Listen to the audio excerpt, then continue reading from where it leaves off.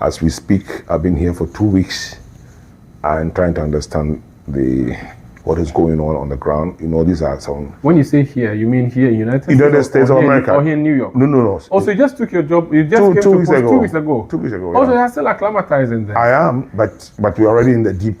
Is that in the three, you are at the deep end of the pool. Yeah. So you are based in Washington, D.C. I am based in Washington. That's where our embassy is? Yes, that's where the mission is. Okay. So when they say our mission in the United States, it's me, Washington.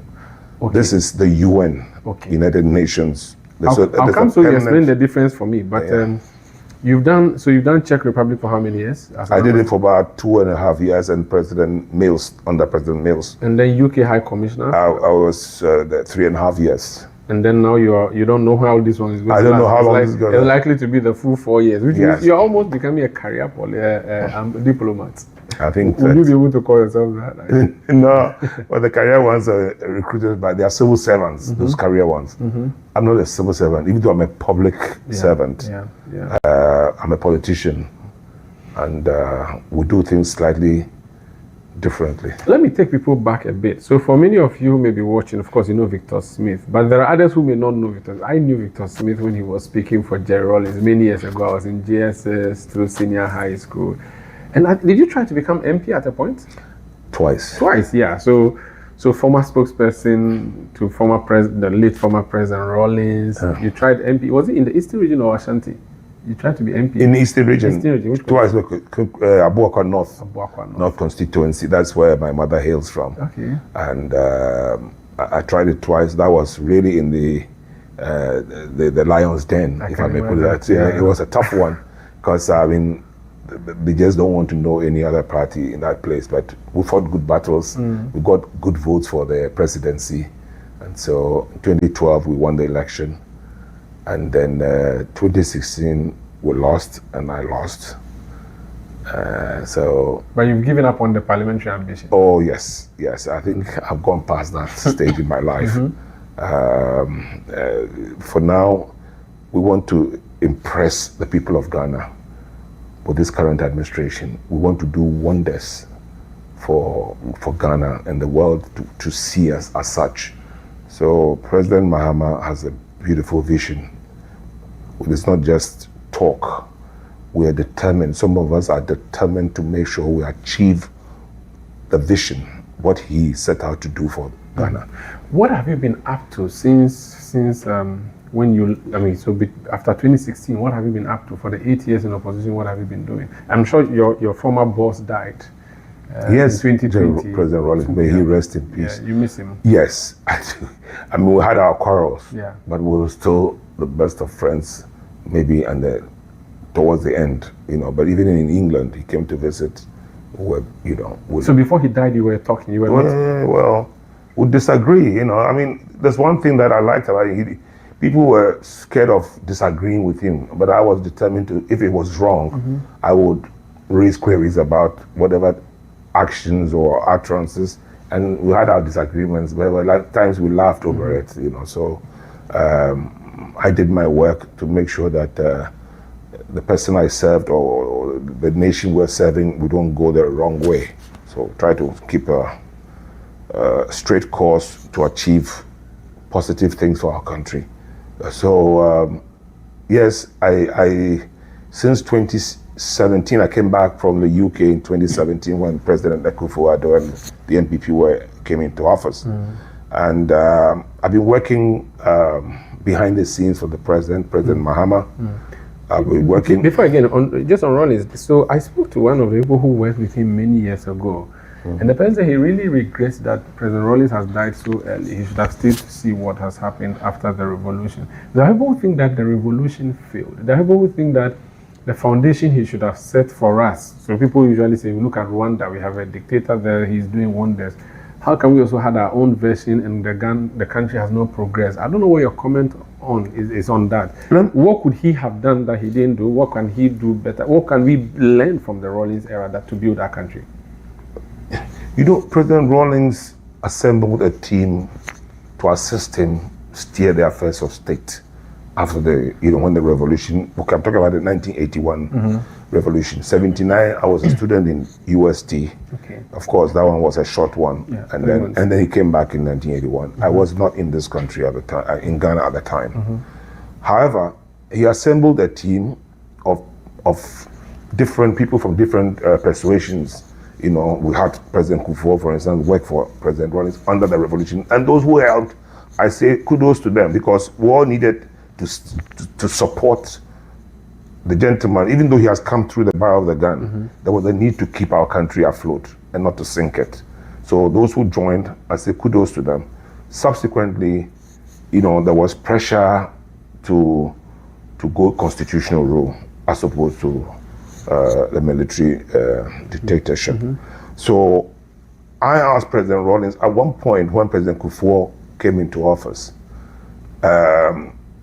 he kept criticizing President Kufuor. So I asked him, so if you still want to go back to politics, why did you hand over then? Because I couldn't understand, you know, if you still want to work, why did you quit? And he says, did I have a choice? And I said, what do you mean? You were the head of state. He said, yes, but there was a day that the U.S. He got a visitor, an emissary from the U.S. State Department, come to look for him, and he gave him a letter which said he should prepare the country for civilian rule with no options. So he conferred with his advisors, and then we went constitutional. Of course, he became president for 2 terms. Yeah. Well, that is all that, you know, the Western world, you know, wanted, that you can't rule continuously like a dictator, you know. So, well, he went through it, and he finished his term. President Kufuor came, and we carried on the fourth, the Republican Constitution, which was signed by him, has survived since '92. Nobody has even attempted to throw the Constitution away. So for me, that is a positive. You know, he managed to lead the country in a state where coup d'etats became a thing of the past. So he ended the coup d'etat. He ended it, you know, and for me, we can give praise for that, if nothing for nothing at all. And that we've been working with that Constitution, you know, and the Supreme Court and things have been working at interpreting what the framers meant at any point in time where there was a disagreement. So I think so far, so good. I mean, God has his ways. God decided to take him. But do you think we would have needed someone like a Rawlings around to be checking us? He was checking Kufuor, he was checking Mills, checking Mahama. You think maybe like the senior prefect? Where we respected him as him being the one, if you like, who came before us. He signed the Constitution into law, and I don't think the Constitution makes provision for somebody to be a senior prefect. No. To checkmating people. No. He didn't make that provision. But he did it out of his own, you know, volition. He thinks that this country is not going the right direction. He will go and mount a platform somewhere and say things, and boom, as they say, we used to say. He will boom against the government. And there were times that he and I went out and he did that, and I came back and I said, why did you have to say what you said? And he said, oh, you know, you don't know what is good. I said, no, Chief, but this is constitutional rule. So now he thinks, okay, maybe he's going to test the ground. Then he drives into town. He goes to the airport shell, for instance, and then parks his car, goes into the shop as if he's buying something. Just to see how people respond to him, because he has gone and boomed against a government. And then people come to me, everybody say, hey, Rawlings, you know, like the world, I want to take a picture with you. They said, now he comes to me and said, come and check what the people are doing. So the people are hailing you. They're not hailing you because of the boom. No. Because they just surprised to see a president in the shop. So that's exactly it. He had charisma. And he was somebody people just, somebody said, you don't like him. When you meet him, then suddenly you're frozen. You know, you're going to be nice to him. This is his blessing. But then he had to go, like you said, early, so early. I don't know. Now, what are some of the principles that he left behind, General Rawlings, that you think we can deploy? I mean, a lot of his ideas may have been what we saw in the Constitution, based on maybe how they were shaped and all of that. But were there some principles when he was head of state that you think as a country we can learn from, and if we implement, we would go places? Principally, he believed in being told the truth about a situation. So when he met with his ministers at the time, he used to tell them, just let me know the truth, and then we will find a solution to the problems that are confronting us. So don't try to throw dust in my eyes or tell me what you think I should hear. For that one, I heard him complain several times to people. And for me, that's a good principle. Let's lay the cards on the table.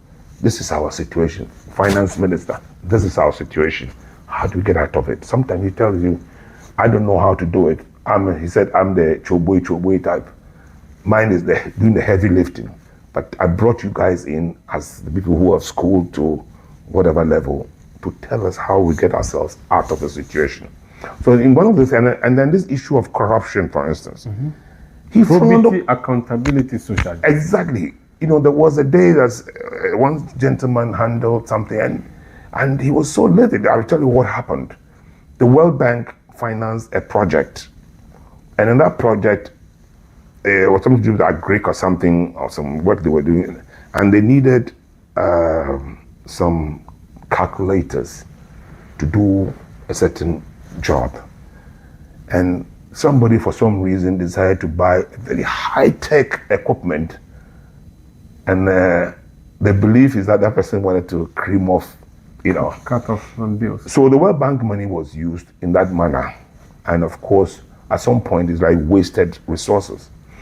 So President Rawlings went somewhere with the World Bank president who had just come to visit Ghana, and somebody had told when they met the workers in the field, somebody mouthed it in the presence of the World Bank guy and the president that they're going to import this high-tech equipment. We don't need this. And this is all that we needed for the job. So obviously, the World Bank guys, see how you wasted resources. Yeah. You're going to import something we don't need. So as soon as he came back, he was looking for the person who did that. And it was Ato Ahoy who went in to stop, because he was really going to get them to arrest the person. Why you had to do a thing like that? And I'm embarrassed by the World Bank. So these are some of these principles that don't waste resources, tell the truth. These are some of the values that he stood for. There were times if some people do not tell him as it is, so sometimes he goes into overdrive and there's a bit of excesses in the way he conducts his business.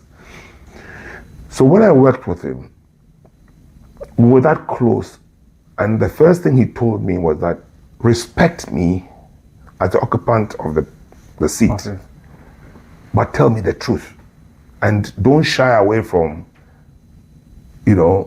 calling my attention to something I'm going wrong. So no bootlicking. Yeah. So I came straight at him. I mean, I didn't joke with that, and he liked me for that. So when he's sitting somewhere and he's talking something, I said, no, you shouldn't be saying something like this. Then he looks at me in the corner of his eye, and I'm winking to tell him to cut it. And then he said, well, you seem to want to behave as if you know everything. I said, no, Mr. President, if you say something, you are a big guy. Yeah. If you say something and it's wrong, it affects too many people. If you want to say it, give it to me to say it. At least I'm a smaller fish. But you are a big, So he understood. These are some of the things that, we became friends for. We got that close because of some of these things that you are bold enough to raise the issues with him. His daughter is a member of parliament on the ticket of the NDC now. His wife though left and formed another party. I don't know what your relationship with her now is, but would you say she should come back to the NDC, or you think that ship has long sailed? I don't know whether she would want to come back to the NDC. I don't know, because nobody has ever told me. There were some, I think when I fell out with him after he had fired me. After he fired you by text message. For those who don't know, he was sent a text message. Jerry Rawlings sent a text message to fire him as a spokesperson many years ago. That is true. And I still have issues, the children, some of them don't want to talk to me. But Zaneto, she's down to earth. Okay. We had a couple of meetings. And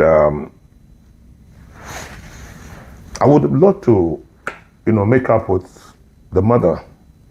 As to coming back to the party, I mean, it's not within my power to do that.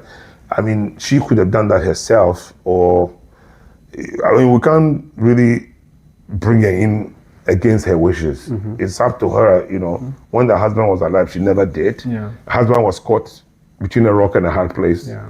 Founder of our party, and my wife. Must have been a very difficult thing for him.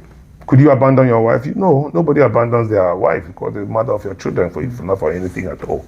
So he managed to steer his way until God came for him. I don't know what the situation is now, whether she wants to come back to our party. But you want to make peace with her? Yeah, because I think there are certain things that if I had a chance, I would explain things to her and she would say that I wasn't wrong. But she also disliked me for some reason. Yeah. But should the party try and make peace with her too? Do you think the party should make the overtures, or the party should just stay? I think from what you said, the ship has long sailed. Now the kid, the tough guy on the block now is John Mahama. Yeah. He was one person that, incidentally, the president identified him right from when he was a young person, when he came into the party. If you remember, there was a film, footage where he invited him to go and light the perpetual flame in front of Jubilee Flagstaff House there. Okay, I haven't seen that. He was going to light, JJ was going to light this in Revolution. That time he was wearing the uniform. He called John Mahama and one other, but he called John Mahama first. To do that. And he was only a deputy minister. I see, at the time. So that was 90. So that means he was grooming him.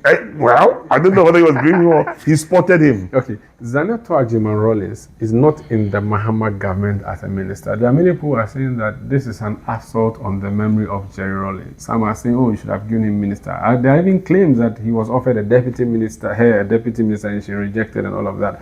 I don't know if you have heard these rumors. As an ambassador, you don't deal with rumors, but no, me, I'm a politician first. Oh, yeah. But so I know everything that goes on. So you followed that? I did.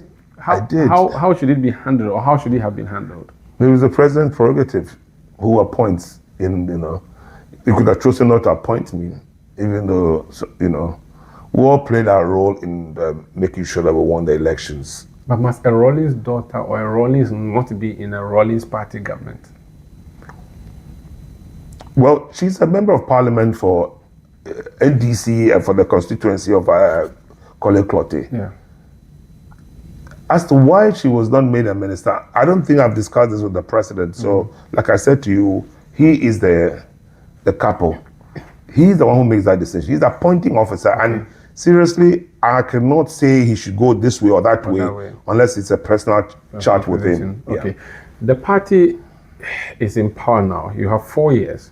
But President Mahama is not going to run again. Well, that's what he said, isn't it? No, he cannot. The constitutional. No. Okay. Yeah, constitutional. No. So people were trying to push for that kind of thing that's happening in Cote d'Ivoire. Yes. Constitutionally bad. I think he has done a lot for our party. Now, there's jostling for his replacement. It's happening already.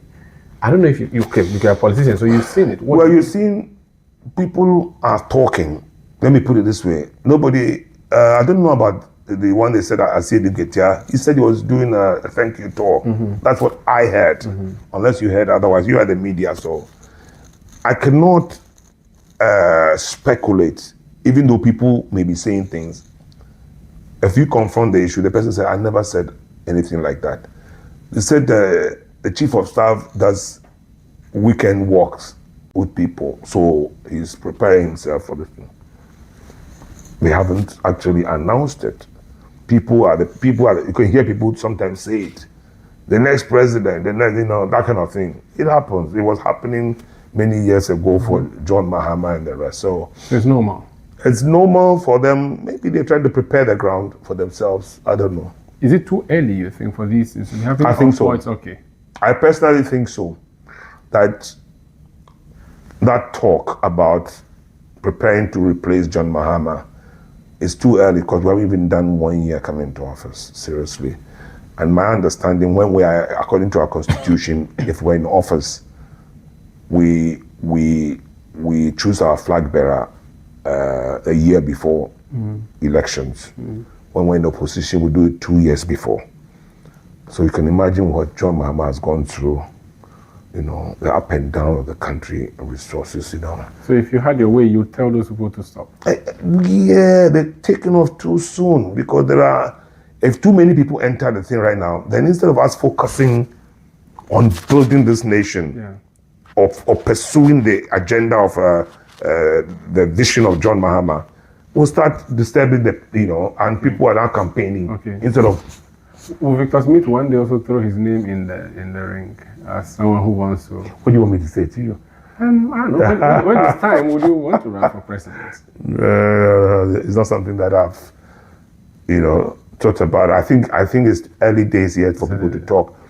If I feel strongly that I can do something, to make sure that NDC continues with the good things that we're trying to do for this thing, and I think I can do it better than other people, I may consider it. Well, I may. This is Face to Face on ChannelOne Television. I'm Umaru Sanda Amadu. My guest is Ambassador Victor Smith. He's our ambassador to the United States of America. We're having a conversation in New York where I'm covering the United Nations General Assembly, and he's moved from Washington, D.C. also to come for this particular event. When we come back, the Mahama presidency and mandate. What should Ghanaians expect from him? And he himself, what is he doing, being in Trump land and representing our interests? Please stay with us.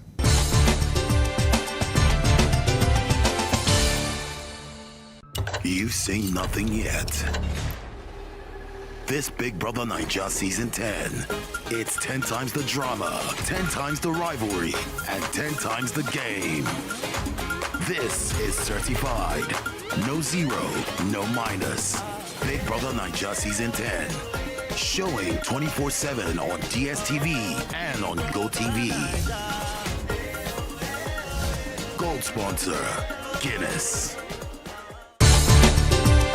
ChannelOne Television, I'm Umaru Sanda Amadu. My guest is Ambassador Victor Smith, the man who is representing us here in the United States of America. So you've done diplomacy in Czech Republic, you've done diplomacy in England.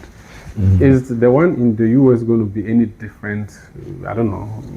It's not going to be too different from the one in the UK, considering that the Western world is made principally of Europe, UK, and US.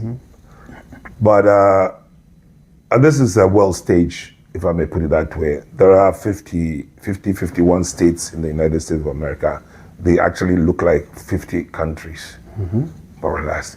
But of course, the federal system that they're operating. But it's the world stage because a lot of people like to do business. There are opportunities and business with the United States of America. If you come to think of even the United Nations being in this country than any other country. So at the world stage, there's a lot one can do to help with our agenda of transforming our country, first resetting and transforming it into a better country at a faster pace than we have done in the past. If we look at countries like Rwanda and Cote d'Ivoire, where they've been civil unrest and all that, and they seem to, in the last decade, have done wonderfully well.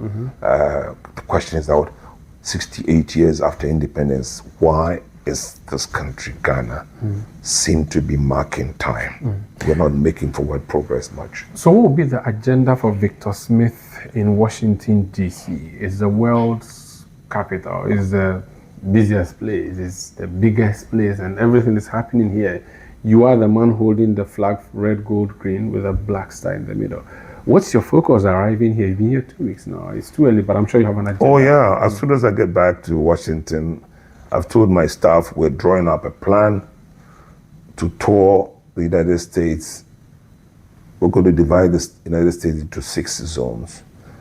And we cannot probably do each country, we may not be too effective. Each state, you mean? Yeah, each state, yeah. So after each country, I've suddenly thought it's 50 states or 50 countries. Yeah, we can't do that, and be effective. So we'll do it, zone it, and then look for those areas where we can whip up a lot of interest in foreign direct investment into our country to create the opportunities we are looking for our people.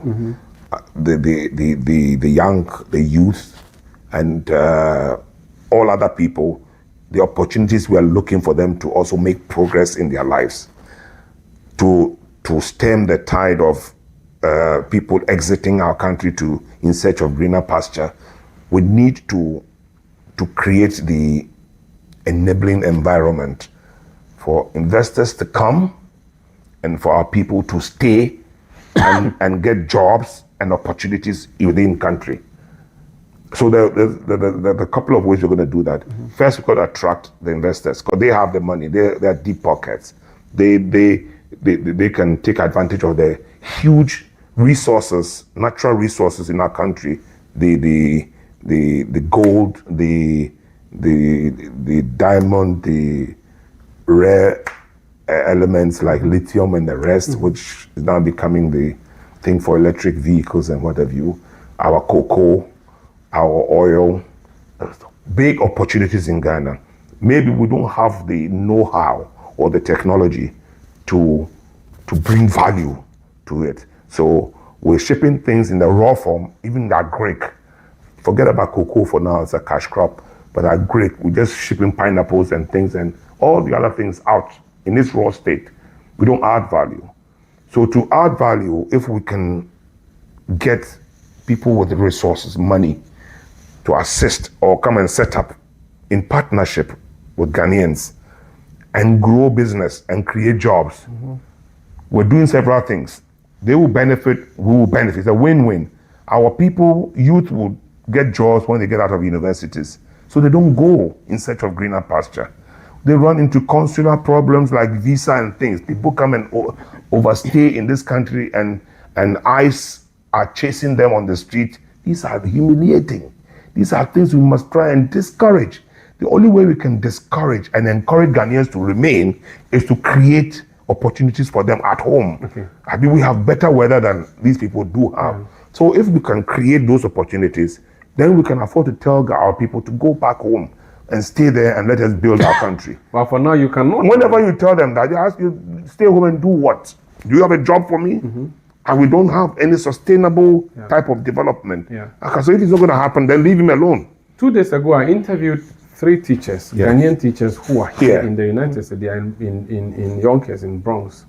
And 2 of them worked have been here for 2 years. The other person has been here for 2 months. They have worked as teachers for 20 years in the Ghana Education Service. They got promoted all the way to deputy director. And yet they were earning 4,300 cedis monthly. And they say that they could not survive on that. And that is why the first opportunity, one of them actually even took a loan to travel and come to the US. We see stories like this. There are people who come and it works for them. There are others who come and it doesn't work for them. How would you deal with such situations when you encounter them as ambassador? No, what I'm trying to say that I'm not going to ask you to remain in foreign land. We have a flagship policy under this current administration, John Mahama's administration, 24-hour economic. The idea is to create 3 shifts in any, if you like, value addition type of manufacturing or production. So if we run 3 shifts, as opposed to the one single one we are doing now, and it's successful, we can employ maybe 200% more people, if I put it this way, so that they can also get, and they are paid well, because when we produce and we're able to sell even to our regional markets, ECOWAS, and we make enough money and we pay people well. You talked about the salary for a teacher. I mean, this is throwaway money, if I may put it that way. So he would travel. But if we can pay them well, so they can look after their families and also live better, then they will remain. Aside of that, nobody's giving, and we don't have a safety net. In some developed countries like the UK, there's a welfare system in place. So you sign on, I'm unemployed, I need a job. No job, you sign on. Every week or every 2 weeks, you go and take some money. This is given to you to also survive. We don't have that. No net, you fall through debt. So what we're trying to do, and I believe that is going to help us work, is to look for people with heavy investment so we can do the 24-hour economy in the agri sector, in the mining sector, in the technology, ask some of them to start the processing of raw materials in Ghana before it gets to the secondary stage. Like, and I'll give an example, like cocoa. We can do cocoa butter. I think some people have been doing it already. Not Cadbury. There's another company. Is it niche? No, there's another one in Tema. Okay. And they add value. They'll do cocoa butter.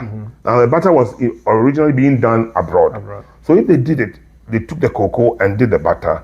They've added value to the product, and people have gotten jobs. So then the final product is maybe chocolate or whatever, or cosmetics abroad. You know, by the time will come, we'll even start doing the cosmetics, and then so we can go straight into the market. And if we can encourage these things, and one of the reasons why some of us are here, I'm not going to just sit there and drink tea. I'm sorry. We need to encourage them to look at our country. But it's the job of government to also create that enabling environment for those companies to come. If we try to frustrate them, okay? I mean, one guy said to me, there are ways that Ghanaians frustrate investors. When they start, before they even start a job, they are putting obstacles in their way. Now, it doesn't help them. They will channel their money elsewhere. So I would appeal to Ghanaians, you know, if using your platform, to appeal to Ghanaians. Don't frustrate investors when we bring them. Don't ask them for kickbacks when the business has not even started. But these are the politicians. They do that. No, it's not I'm not sure. Sorry, it's not only politicians. They sign the contracts. The civil servants. Okay. They are hiding behind politicians. They can put obstacles in your way. They are the technical people. You get my point? I have worked as a regional minister before. I've known chief director come to me and he's trying to encourage me to sign somebody's paper. I said, I have not seen it. So I cannot sign it. And he said, oh, he looked at everything, it's okay. I said, but you're not going to coerce me to sign it. Now, these are some of the things civil servants, they hide. And some of them do it. Not all of them. Not all politicians. So Ghanaians in general, it's an appeal that please don't do things that will take business away from us. And if the people set up well and it's booming, everybody will enjoy. You have said that you have split the United States into 6 zones. Can you share with me what these zones are and what your idea is? So is it the case that you want to know what's happening in which zone, or what's your plan with the zonings? Let me say, I mean, we'll talk about energy and oil and stuff. Houston. Okay. I mean, this is the little that I know. Something in Texas, And then there's the high-tech IT stuff in Seattle, in the Washington West Coast. Exactly. There are other things that I think my trade minister, the trade officer counselor is working on that. And and then agriculture, the Minnesota, you know, somewhere, Minneapolis, some areas there. So that's the kind of arrangement I'm trying to do. So when I'm going to, for instance, the Washington area, I know exactly what I'm going to say there. And I carry my team with me and we'll go and encourage them. Luckily, in fact, only yesterday I had a meeting here with the Secretary for Transport from California, Sacramento. Came here. Somebody arranged for them to come and see me. And after I had spoken with him for a while, he says, I must invite you to California immediately, within 3 weeks. They're going to put some businesses to a round table. And we should come and tell them what is exciting in Ghana for them to come and put their money. Well, so what is exciting in Ghana? Well, what he wants to know, he wants to look at our tax system. He wants to know how they can take their money out. They want to look at the other resources available, and then the skill. So my question is that they want to ask you to share with them what is exciting. So I want to know what is really exciting in Ghana that would make someone leave California and come and invest. Resources. I mean, to invest in what? If we have natural resources in the mining sector. And I mentioned some of these lithium and the rest, gold. We're looking for gold. I spoke to Sami Jemfi, I think it's around somewhere, and his emphasis is on, we're looking for companies to come and refine the gold in Ghana and create jewelry. That's what he mentioned to me, because I was thinking that maybe we wanted people to come in. They have heard that we are engaging in galamsey in that country. They will not come and take part in helping us destroy our environment. They've heard that we are destroying our environment with galamsey. No, who is going to help us? The Americans. They won't come Well, The investors, I'm saying that they've heard that we are destroying our river bodies and our forests. We are destroying our we will environment look through for people galamsey. to come and assist in that challenge we have as well. It's a big challenge. Some people say, oh, send soldiers there to kill them. I say, no, that's not the way to go. You don't kill your people in trying to achieve an end. You don't do it. And even the destruction of equipment are still, some of the champagne can be destroyed. But excavators are major things that we can use to develop our country. So don't destroy that one. There's got to be a way. There's got to be a solution. I don't have it on my hands. Gold mining strategy is still being done in America. If you go towards the west of, people are still mining gold, but they are doing responsible mining, if I may put it that way. And that is exactly what we're also trying to do. Responsible community mining. Okay? So don't destroy the water. Don't kill people. That I'm totally against killing a human being because yes, it's annoying. It's muddying our water. Which like killing people more or less. But that they have to go slow on that one. But we have to find a solution. We said refine gold. We're not borrowing we made in 6 months. These are figures that I got from Gold Board. We made $9.3 billion from gold, from small scale to the large scale. Yeah. And I said, we don't need to go to the capital market to borrow money. We go and sometimes beg for $1 billion or $3 billion. So if you can make so much money from the gold, then keep it and if you like, add value to it. And then these are some of the things we are looking at. I asked the energy minister yesterday, he was here, and I asked him, where's the emphasis now? He said, more on exploration. You know what I'm saying? Upstream, they will need people to invest because there's still opportunities on our, offshore and onshore to mine the gas, the oil, and then get gas for our powering our. Ghana is rich. So as ambassador, you are dealing with the diplomatic side of things. You're doing bilateral relations, but you're also doing human relations. How are you going to handle a Donald Trump presidency where a lot of things are not the ordinary way of doing things as ambassadors? The issue of immigration matters that have come, of visa policies. How do you intend to deal with that? For instance, 3 months visa, that's all Ghanaians can now get. People are worried about that. Let me say, there's a problem for them. We make our laws, they make their laws. But the approach to getting somebody who is making you unhappy to slow down, calm down, and meet you halfway should be a skill of some sort. A soft power approach. The guy is in his country. He's the president of this country. He's frustrated about certain things, and they're trying to find solutions. Just like our galamsey. We were throwing some Chinese people out because of galamsey. Yeah. They think our students come here, they don't want to go back. So eventually, from what I'm talking about, getting them to go back instead of finish school and remain in America, let us create the enabling environment for our people to want to come back. Then the pressure on the system here in America may go down and the president would appreciate that. And if I get opportunity to sit with the president, Trump, that's what I want to tell him. Just go slow with us. We don't mean any harm. The issues are that we needed to create opportunities for our people in our country. So we will want to help American companies.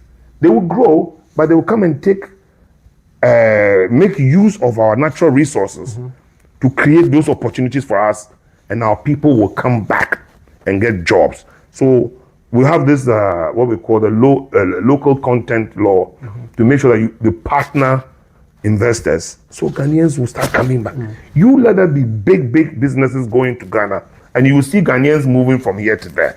But you see, the people who are engaged in business, they say that you go to the U.S. embassy. First of all, you take forever to get a date. And when you get a date, you eventually go, and if you pay and you secure the visa, it's only for 3 months. It's not good for them, people who engage in business, who need to be coming and going all the time. I don't know what, as an ambassador, you can do to deal with that matter, being here, our representative here. We will raise that issue if you said business. Look, right now, the president has agreed to something that I cherish very much. He says, we'll go e-visa as of next year.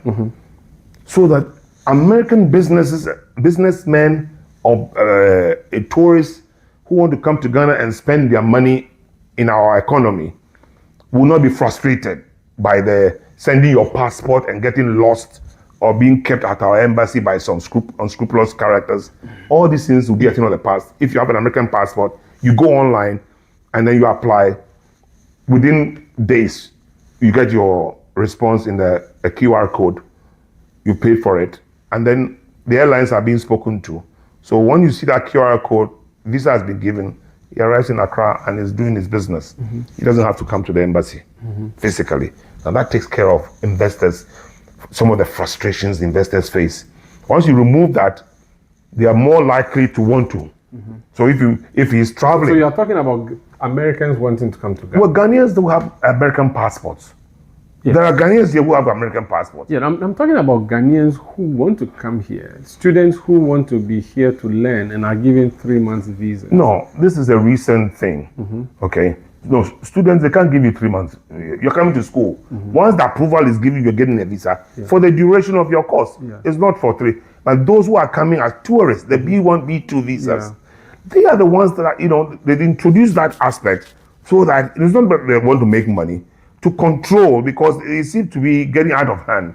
It sounds as if we cannot really stand up to the US. Stand up to them for what reason? So there's a view that if they give us 3 months, let's also give their people 3 months. Can we really do that? Do we have the capacity and power to do that? Listen, if I live in my house, I have a house, I have my business, and you want to do something with me, and I think I'm richer than you, okay? And you have to call the shots. It doesn't make sense. We need America more than they need us. That's true. So if you accept that principle, you are coming here to study in my country. They also want to come and do some business.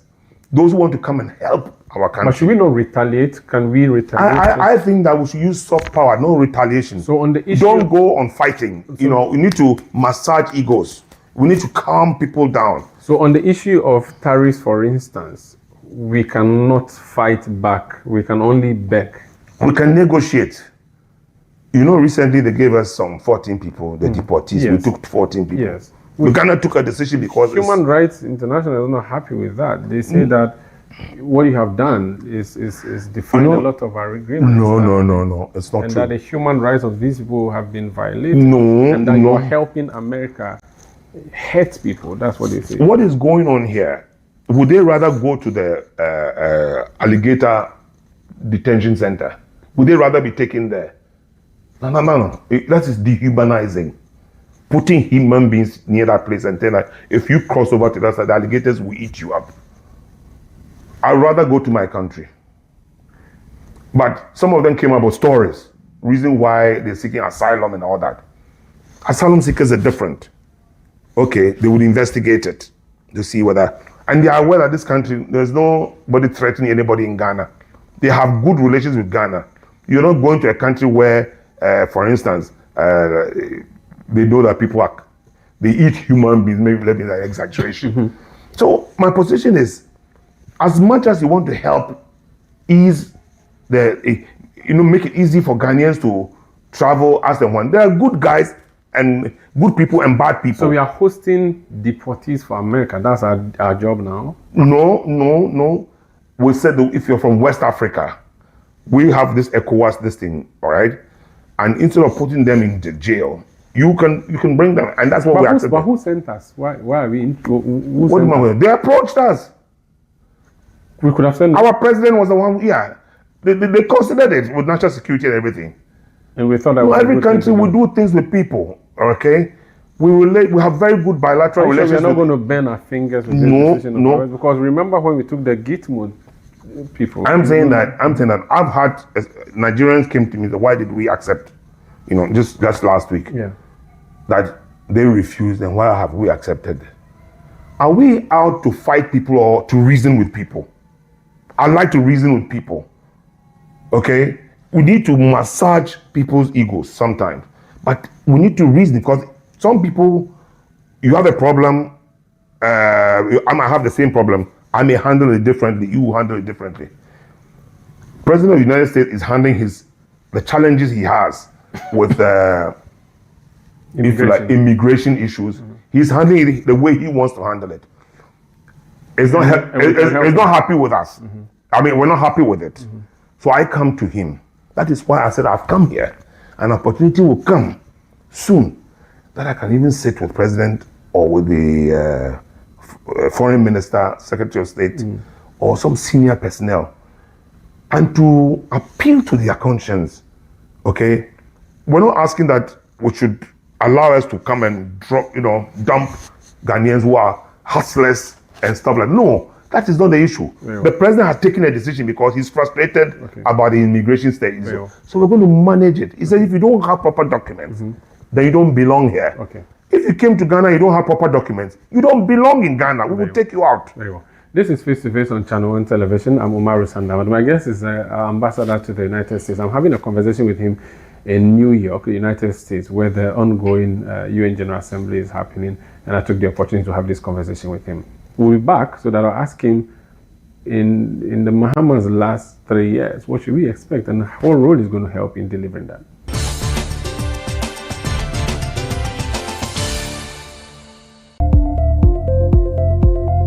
Our media landscape is at a turning point. The intersection of policy and technology demands a new roadmap. Join us for a landmark forum, broadcasting at the crossroads, shaping Ghana's electronic media future. Theme: aligning policy, technology, and global best practices. We are bringing together the brightest minds to build a stronger, more resilient future for Ghana's electronic media. Register now at africamediabureau.com or call 0503 332 375. Secure your spot to shape what's next. A forum by Africa's Media Bureau, supported by the Ministry of Communication and Digital Technology. Media partners: ChannelOne TV and City 97.3 FM.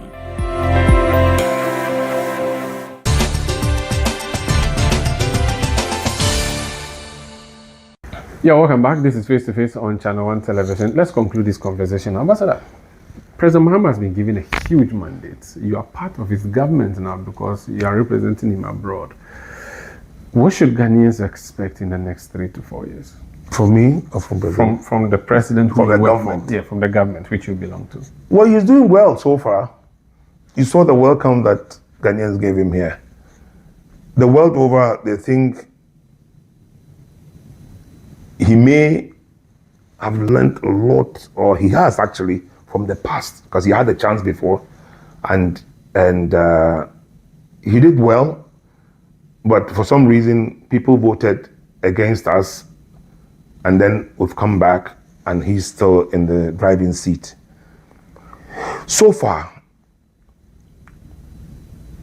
wonderful things are happening. The USAID thing was taken from us. From the same system, he's found, USAID was looking after something in our health sector, and he's found the 300 million to plug a loophole in the health sector. He was trying to tell me that he will give me the details later.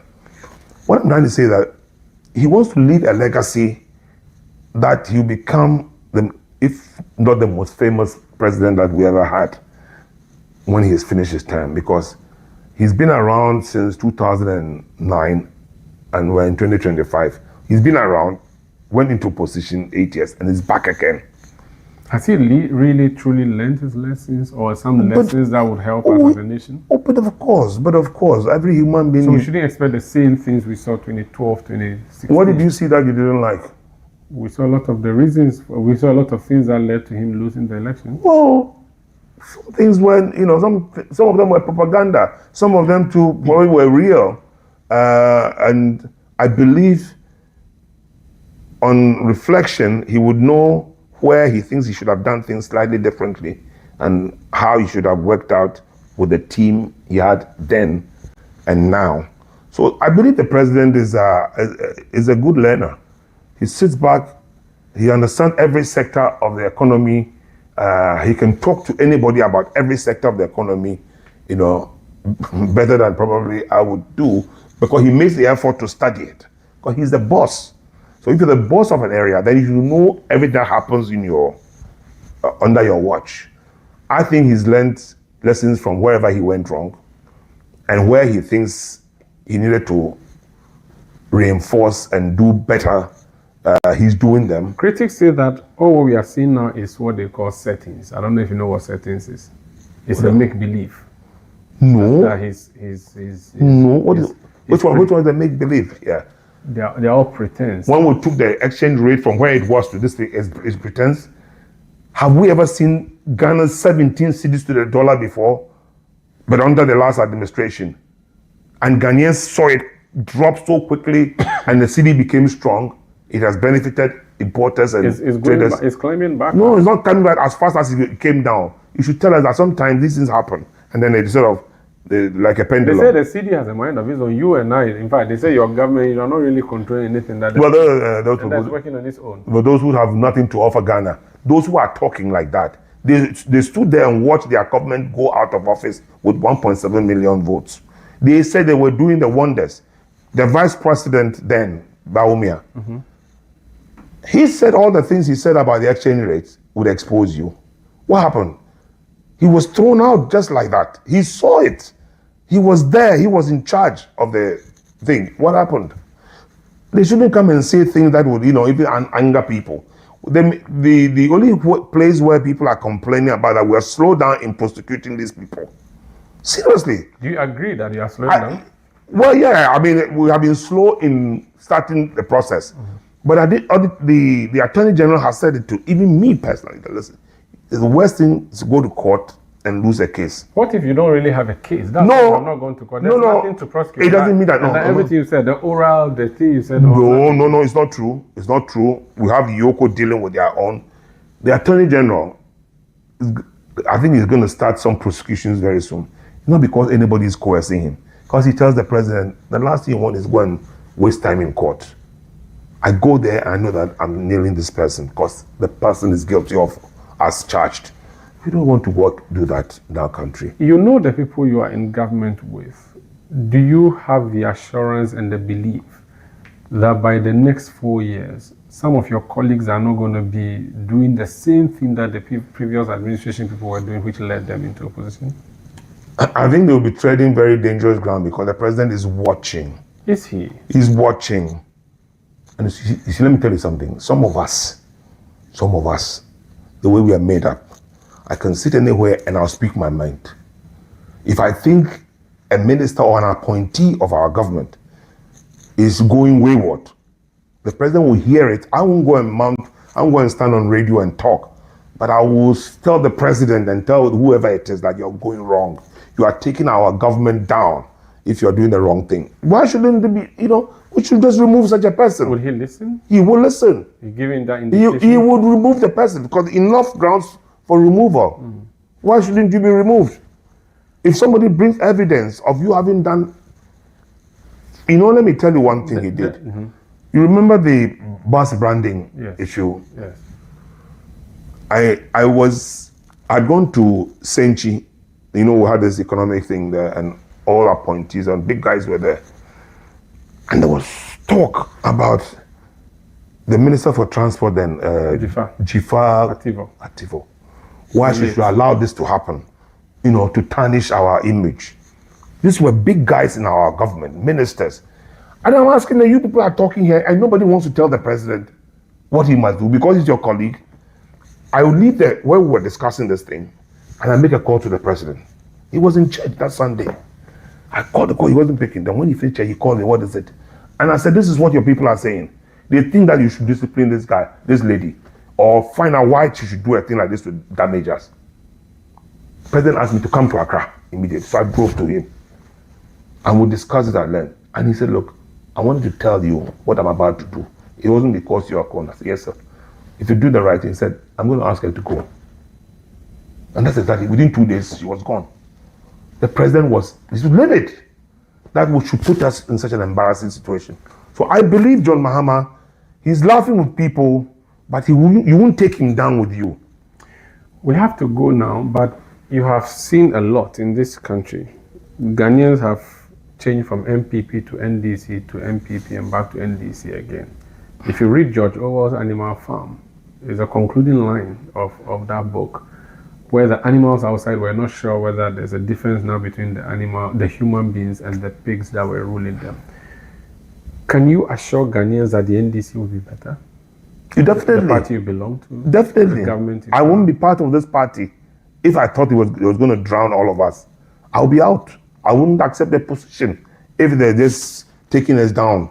I wouldn't be part of it. There's hope. Yeah, there's serious hope. There's And we haven't done 1 year. We've got a few months to go to do 1 year. And I can tell you, the president is very focused. John Mahama, people see him as a calm personality. Yes, he is. He's not like Rawlings.